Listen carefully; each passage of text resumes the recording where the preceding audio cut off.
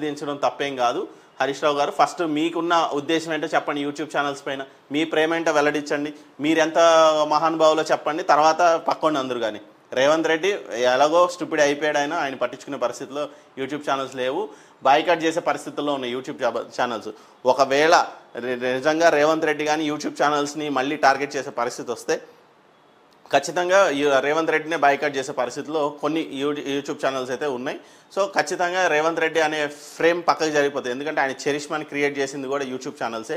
ఆయన పాటలను వినిపించింది, ఆయన మీటింగులను చూపించింది, ఆయన ప్రతి సభని ప్రతి ప్రెస్ కాన్ఫరెన్స్ని ప్రమోట్ చేసింది కావచ్చు, లైవ్లు పెట్టింది కావచ్చు, వీడియోలు వేసింది కావచ్చు. రేవంత్ రెడ్డి గారిది సంబంధించి ఆయన అంత పొడుగు ఇంత అడ్డం అని చెప్పి లేపింది మొత్తం యూట్యూబ్ ఛానల్సే. యూట్యూబ్ ఛానల్స్ దయవల్లే ఈరోజు ఆయన సీఎం కుర్చీలో కూర్చుని ఉన్నారు. ఖచ్చితంగా జనవరి వరకు రేవంత్ రెడ్డి సీటుకి గండం ఉంది. అది హైడ్రా పేరుతో కావచ్చు, ఇంకో పేరుతో కావచ్చు, లేదంటే మంత్రివర్గ విస్తరణ పేరుతో కావచ్చు. ఖచ్చితంగా గండం ఉంది. బట్టి గారికి అవకాశం వచ్చే అవకాశం కనబడుతుంది. ఎందుకంటే మినిస్టర్ని అనౌన్స్ చేయరు. 6 మినిస్టర్ని ఆయన పాకెట్లో పెట్టుకున్నాడు. 6 మంత్రుల్ని అనౌన్స్ చేయడు, కొత్త మంత్రులకి పదవులు ఇవ్వడు. కాంగ్రెస్ నాయకులు అందరూ రోడ్డు మీద వెయిట్ చేస్తున్నారు. కాంగ్రెస్లో అసంతృప్తి మొదలైంది, కాంగ్రెస్ నాయకుల్లో అసంతృప్తి మొదలైంది.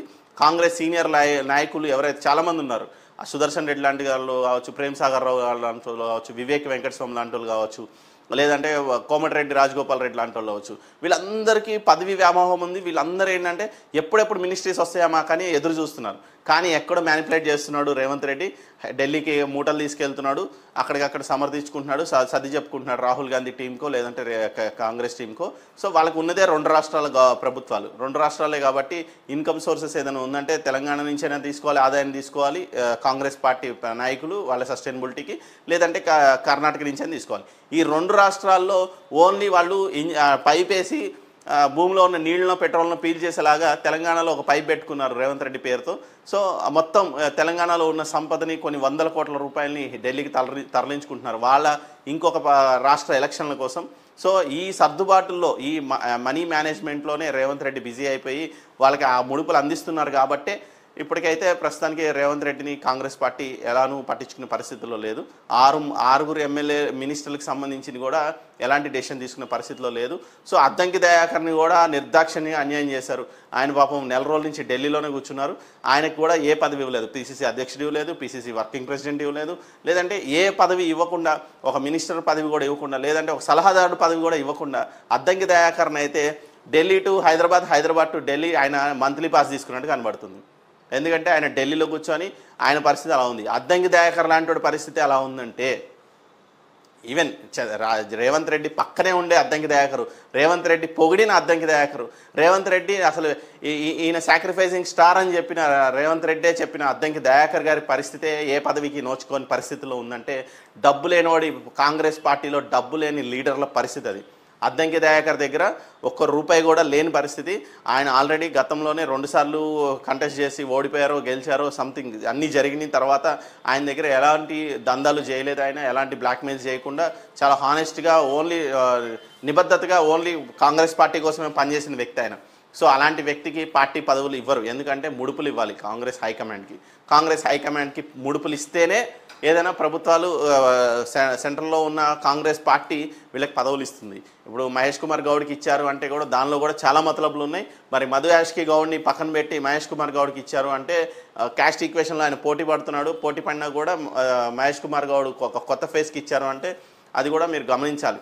సో ఇక్కడ అద్దంకి దయాకర్ లాంటి వాడికే పదవి లేదు, ఒక పోర్ట్ఫోలియో ఇవ్వట్లేదు, మినిమం సలహాదారు పోస్ట్ కూడా ఇవ్వట్లేదు అంటే మిగతా కాంగ్రెస్ లీడర్ల పరిస్థితి ఏంటో మీరు అర్థం చేసుకోవచ్చు. ఆ పరిస్థితుల్లో ప్రభుత్వాలు ఉన్నాయి, ఆ పరిస్థితుల్లో కాంగ్రెస్ పార్టీ ఉంది. కాబట్టి ఖచ్చితంగా కాంగ్రెస్లో అసంతృప్తి ఉంది. ఈ అసంతృప్తి రేవంత్ రెడ్డి మెడకి చుట్టుకుంటుంది. రేపొద్దున్న కంప్లైంట్స్ పోతే హైడ్రా పేరుతో అవ్వచ్చు, రకరకాల ఇలా చేసే స్కామ్లన్నీ బయటపడతాయి. ఎందుకంటే ఇంకా కంప్లీట్ అవ్వలేదు. నవీన్ మిట్టల్ ఏ ఎండకి ఆ గొడుగు పట్టి వాళ్ళ అవసరాల కోసం వాళ్ళు ఎన్ఓసీలు తీసుకోవడం, చాలా స్కామ్స్ జరుగుతున్నాయి రాష్ట్రంలో. అది ఇప్పుడే బయటికి రాదు. వచ్చిన రోజు మాత్రం రేవంత్ రెడ్డి మెడకి చుట్టుకుంటుంది. ఖచ్చితంగా రేవంత్ రెడ్డికి పదవి గండం ఉంది. రేవంత్ రెడ్డి పక్కగా తప్పుకోక తప్పదు. ఎందుకంటే ప్రజలు కోరుకుంటున్నారు. ఎందుకంటే హైడ్రా పేరుతో పేదల బతుకుల్ని కూల్చేస్తున్న పరిస్థితుల్లో చిన్న పిల్లలు వాపోతున్నారు. చిన్న పిల్లలు ఏడుస్తూ ఉన్నారు రోడ్ల మీద కూర్చొని. ఇక్కడ చూడొచ్చు మీరు, ఎవరికీ తెలియకుండా గుట్టుచప్పుడు కాకుండా బాధ్యతలు స్వీకరించిన గుత్తా అమిత్ రెడ్డి. దాదాపు 2 నెలల తర్వాత గుత్తా సుఖేందర్ రెడ్డి కొడుకు. గుత్తా సుఖేందర్ రెడ్డి ఎక్కడి నుంచి వచ్చారండి? కాంగ్రెస్ పార్టీ లీడరా? వాళ్ళ కొడుకు ఎందుకు కండువా కప్పుతున్నాడు? మళ్ళీ ఇది కండువా కాదు, ఇది పార్టీ కండువా కాదు అంటారు మళ్ళీ రేపొద్దున. ఇది ఏమో శాస్త్రం గుర్తుంది. ఈయనకి ఒక పదవి ఇచ్చాడు. Telangana dairy development cooperative federation చైర్మన్గా గుత్తా అమిత్ రెడ్డి, తెలంగాణ రాష్ట్ర వ్యవసాయ సలహాదారుగా cabinet rank, MLA Pocharam Srinivas రెడ్డిని నియమిస్తూ ఉత్తర్వులు జారీ అయ్యాయి.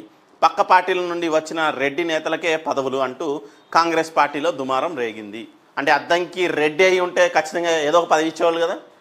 అద్దంకి రెడ్డి కాదు, లేదు రాష్ట్రంలో ఉన్న రెడ్లకి తప్ప వేరే ఎవరికి ఇట్లాంటి పదవులు తీసుకునే అర్హత లేదు, రెడ్లే పాలించాలని ఆల్రెడీ ఆయన స్టేట్మెంట్ ఇచ్చాడు. కాబట్టి చూద్దాం. దీంతో కాంగ్రెస్ కార్యకర్తల మనోభావాలను పరిగణలోకి తీసుకొని వారిని బాధ్యతలు స్వీకరించకుండా అధిష్టానం ఆపింది. అయితే ఇప్పుడు ఎవరిని లెక్క చేయకుండా గుట్టు చప్పుడు కాకుండా Gutta Amit Reddy Telangana dairy development cooperative federation చైర్మన్గా బాధ్యతలు స్వీకరించారు. ఇది పరిస్థితి. ఇది కార్పొరేషన్ చైర్మన్స్ ఉన్నాయి, వాటిలో ఎవరికి న్యాయం చేయట్లేదు. ఓన్లీ కుల ప్రాతిపదికన ఉన్న కార్పొరేషన్కి మాత్రమే. వైశ్య కార్పొరేషన్కి కాలువ సుజాతక్కకి ఇచ్చారు, ఎస్టీ కార్పొరేషన్ ఏమో బెల్యనాయకి ఇచ్చారు. ఇట్లా కుల ప్రాతిపదికన ఉన్న వీటికి ఇవ్వడమే. కేవలం 9 నెలల్లో 75,995 కోట్లు, అంటే దగ్గర 76,000 కోట్లు అప్పు చేసిన రేవంత్ సర్కార్, మరో 1,500 కోట్లు అప్పు చేయనున్న తెలంగాణ ప్రభుత్వం, నేడు బ్యాంకర్ల బాండ్ల వేలం ద్వారా ఆర్బీఐ నుండి 1,500 కోట్ల అప్పుల రూపంలో తీసుకోనున్న రేవంత్ సర్కార్.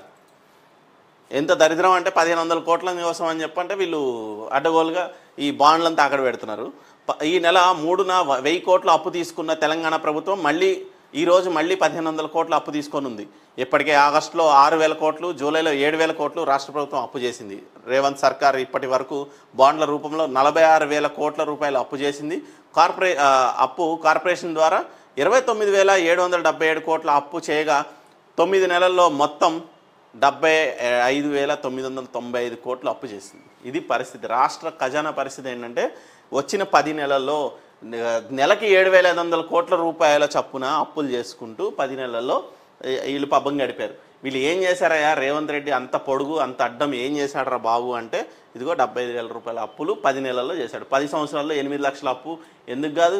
కేసీఆర్ కానీ అవుతుంది, రేవంత్ రెడ్డి అనేది. మరి ఇంక మీరు వచ్చి పొడిచింది ఏముంది? ఇగో ఈ పెద్ద మనిషి వచ్చి పొడిచింది ఏముంది? ఒకడే ఒంటరిగా పొడి చేశాడంటే ఏదో పాట ఉంది అది. ఆ పాటను చూసుకుంటే నవ్వొస్తుంది. ఇప్పుడు పెట్టండి ఆ పాటలు, ఇప్పుడు పెట్టండి. వినాయకుడి మండపాల స్పీకర్లు ఉన్నాయి కదా, స్పీకర్లు పక్కకి తీసుకొచ్చి మండపాల దగ్గర నుంచి కొంచెం పక్కకి తీసుకొచ్చి పాటలు వినిపించండి. వచ్చి తుక్కు కొడతారు. గతంలో అయితే మరీ దారుణంగా మేము కూడా సమర్థించాం. అదే కదా బుద్ధి తక్కువ పని ఏంటంటే ఆయన ఏదో పీకుతాడని చెప్పి సమర్థిస్తే ఆయన చేసే పని ఏంటంటే 75,000 కోట్ల అప్పు అంట, 8 లక్షల కోట్ల అప్పు చేశాడని ఇదే పెద్ద మనిషి గతంలో అరిసి మాతో అరిపించి ఇప్పుడు మమ్మల్ని తిడుతున్నాడు. రేవంత్ రెడ్డి యూట్యూబ్ ఛానల్ను తక్కువ